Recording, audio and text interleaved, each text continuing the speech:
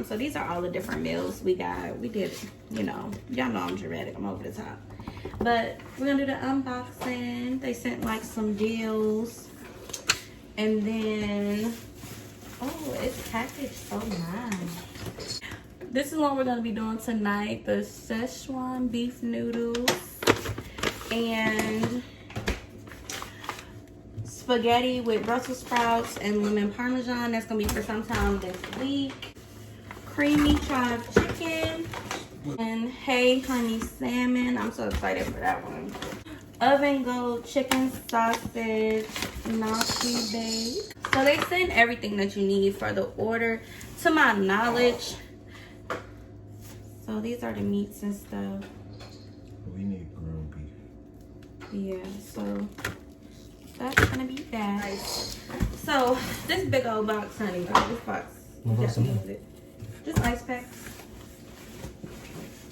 I took it out already. The meat was under there. Yeah, we need some clean, good little ice. You know what I'm saying? Oh my God. We gotta do something. We got a deep freezer. OD's in a deep freezer. Stop playing. You never know when I need to fill up the cooler. OD's in there. You know what I'm saying? Fresh beers. And I realized that. Anywho, so my mom is the one who actually, like, she went through it, ordering it and stuff like that. And my little sister had cooked one of the meals, and I was like, oh, this is good, like, which is what prompted me to go ahead and try it, because, you know, be scared to try new things. That's all I'm saying. Sometimes you be scared. Right, tell them you be scared sometimes. And so that's what prompted me to go ahead and do it, because I had, you know, like a sample. And also because, okay, I feel like maybe that'll be our topic today, but also because trying to be like a new mom and a new wife and all this other stuff, like I feel like sometimes the roles get blurred or somebody don't get what they need or whatever. And I have been trying all these little things with Isaiah, all these recipes, which I should have been documenting for y'all, but y'all know me, scatterbrain. But I have been doing all of these like cute little things, like cutting up his fruit, cutting up his vegetables, trying these new recipes for him. And I was like, but I'm not doing that, you know, for my husband. And So I was just starving. you want no starving. We need a medium pot, a large pan, a strainer, kosher salt, vegetable oil, sugar, butter. Oh, do I have butter? I think I used the last bit of that plant butter.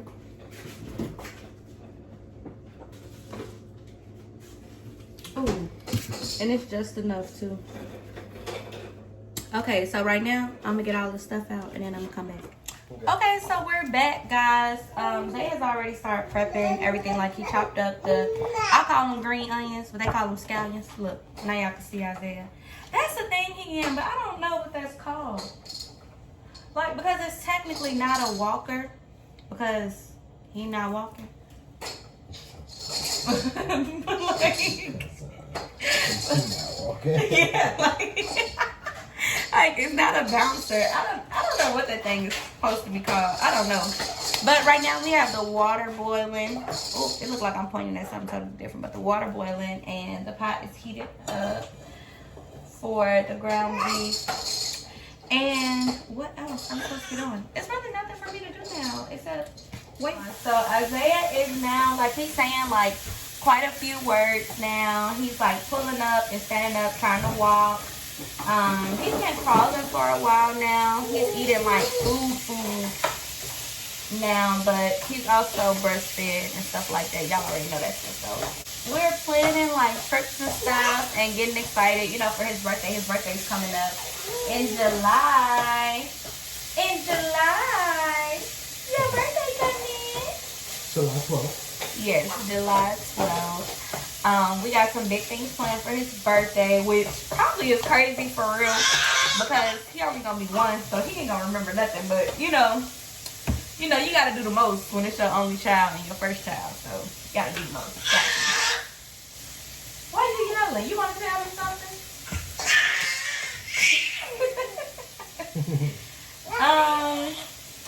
Let's see. So we said we was gonna talk about like life after baby, but like, what really?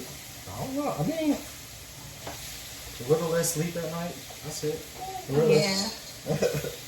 Yeah. Oh, so with that, like, I don't don't enforce like sleep training or like a sleep schedule or nothing like that because I'm a stay-at-home mom. You know, like I've been blessed enough to be in that position, and you know, anyway, like blessed enough to be in that position. So I don't really enforce a tight or strict schedule or anything like that with him because I'm here, you know. So it would be different. Like if he had something. Oh my goodness, you don't agree? Oh, okay. So it would be different if he like had somewhere to go in the morning or we had things to do, but he just doesn't. You know, he don't have nothing to do. We're not doing anything really, you know, with it being a pandemic and all this other stuff. So I don't enforce a sleep schedule and stuff like that. He seems to be getting on one by himself though. Like he takes his naps around the same time every day. He wakes up in the morning about the same time every day. Like, you know. But for us, it don't feel like nothing really changed. Maybe because we have had a true pandemic, baby. Like, we got pregnant with Isaiah, and it's like as soon as we confirmed that we were pregnant, like the pandemic just shut down the world. And since he's been born, it's been a pandemic still. So it's like maybe that's why. Do you think like maybe that's? Yeah, I think so. It's like the way our lives was when we were pregnant. It's the same. I mean, we go to the grocery store now, but like, Yeah. that's really it.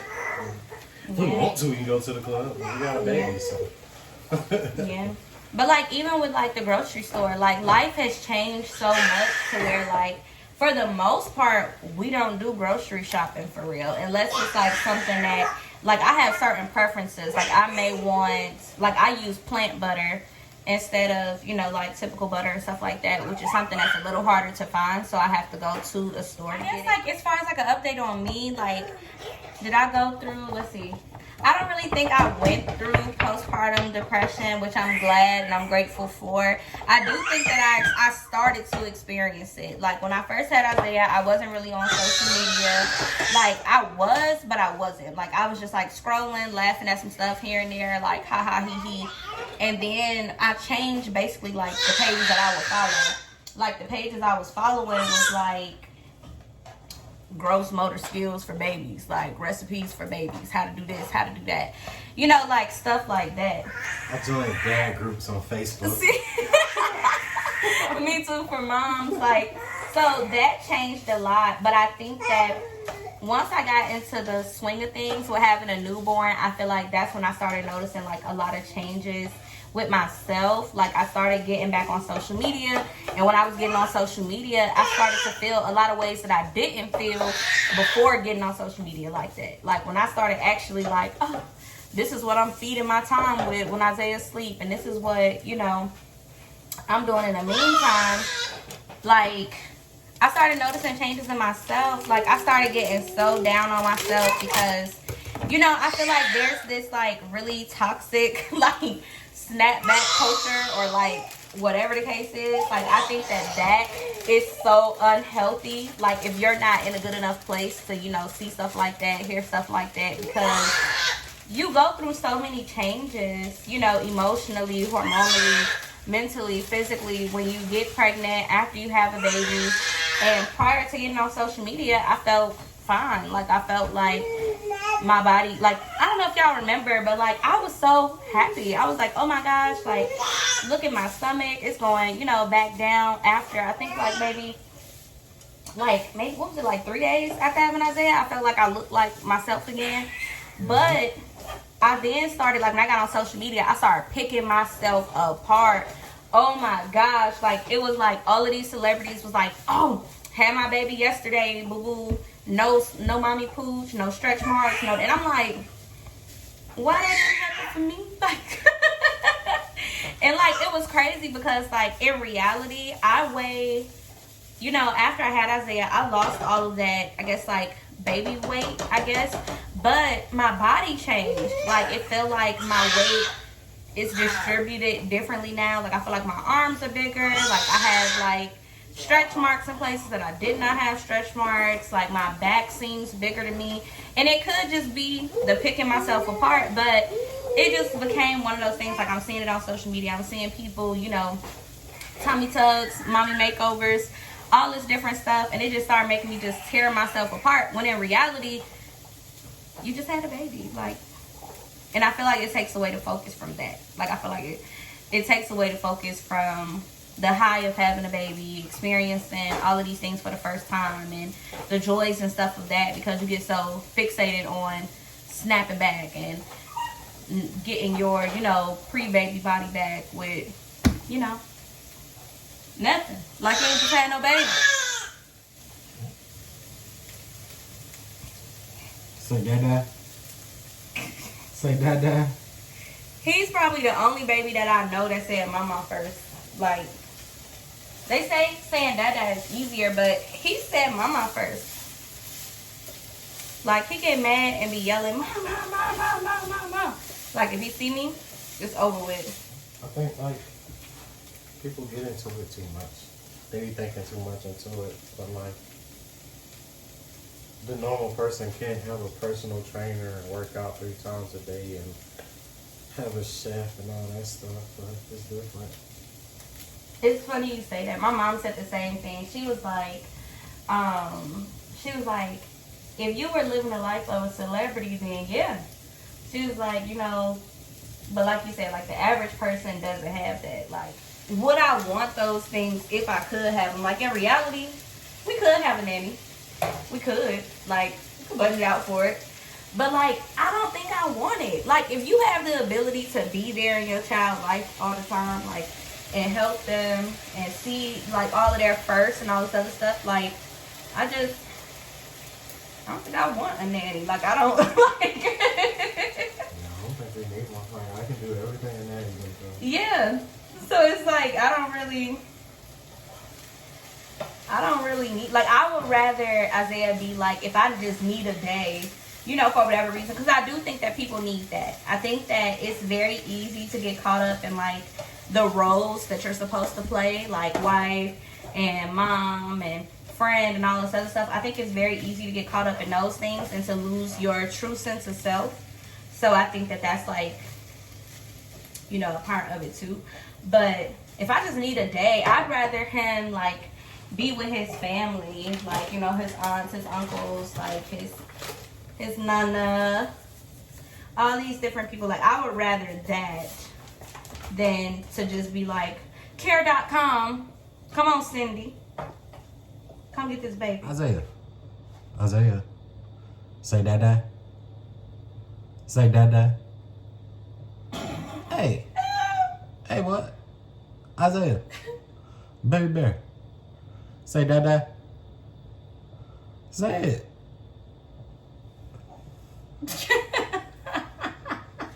Like, as far as us, like, I don't know, because we, like, are already very family oriented, so it's like we already had those characteristics in us, like, and showed them. So I can't say that we changed. We just got our own, so like we display them more. But I don't think we changed really. Like, we knew what we was doing. We liked playing for a baby and everything. You know what you're doing? Like, it wasn't nothing that disrupted. One more person to book for our trips. Yeah, like that. Like, nothing. Like nothing. That. Maybe, like, we can't just get up and go no more. Yeah. Like, we used to just be like, hey, let's go out to eat.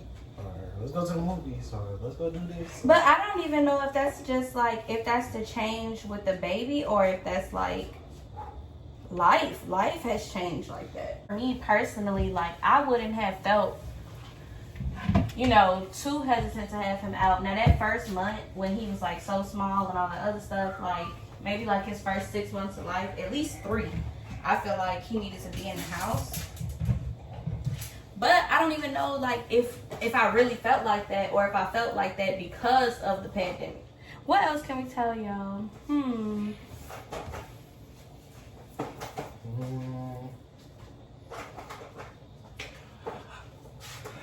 We're pregnant. Oh no, but we could talk to y'all about like y'all follow me on social media. Like I never updated on YouTube or nothing like that, but like I could talk about it now. I'm in a better place emotionally, but on Valentine's Day, I did an announcement and I also posted a video, like, you know, telling y'all that we were pregnant, which I was, oh my gosh, I was so excited. I was like, I don't know, I was so excited. I was like, oh, Isaiah's gonna be like, he would have been like a year and a half, you know, maybe a little over a year and a half when the next baby was born. And we ended up having a miscarriage literally right after that video went up. But being able to look at Isaiah and see like this healthy baby after having a miscarriage just made me feel like it's okay, because I have this healthy baby right here who's living proof that I can do it. You know what I'm saying? Had we not had any children, then I think it would have played on my mental, like, oh, you just can't have kids, or you can't do this, or you can't do that, or blah, blah, blah. Like, I think it would have played on my mind in that way. The bitter part was I have this baby boy here, so I can't, you know, it was moments where I felt like, oh, I just want to totally fall apart for a minute or whatever. But when you have a child, you know, that's not fair to him. It's not fair to him for me to not be emotionally present and all this other stuff. Because now, you know, we're trying to make some decisions on, like, do we want another baby right now? Do we want to wait? I mean, we don't really have no choice, to be real, because we're not doing birth control no more. We already decided that, like, birth control. Birth control, oh my goodness, Lord, it'll kill you.